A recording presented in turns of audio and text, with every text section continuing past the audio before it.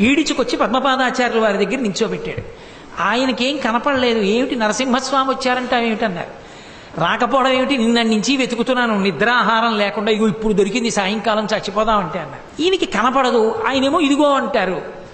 అప్పుడు ఆయన కనపడలేదు, మాట వినపడింది పద్మపాదాచార్యుల వారికి. కొన్ని కోట్ల జన్మలు తపస్సు చేస్తే ఎంత దృష్టి కేంద్రీకరణతో చెయ్యాలో అంత దృష్టి కేంద్రీకరణతో నిన్నటి నుంచి ఇవాళ సాయంకాలం వరకు కింద నరుడు పైన సింహం, కింద నరుడు పైన సింహం అంటూ వెతికాడు. అతని తపస్సుకి మెచ్చి ప్రత్యక్షమయ్యాను. నీకంత తపస్సు లేదు, కనపడను. కానీ నన్ను నీకోసం తీసుకొచ్చాడు కాబట్టి ఒక వరం ఇస్తున్నాను. సంతతము నీ వెంట ఉండి నీకు అవసరమైనప్పుడు రక్ష చేస్తానన్నారు. శంకర భగవత్పాదాచార్య స్వామి వారు శ్రీశైల పర్వతం మీద తపస్సు చేసుకుంటుండగా కాపాలికుడు వచ్చి చక్రవర్తి శిరస్సో మీ శిరస్సో కావాలి భైరవుడికి సమర్పించడానికి.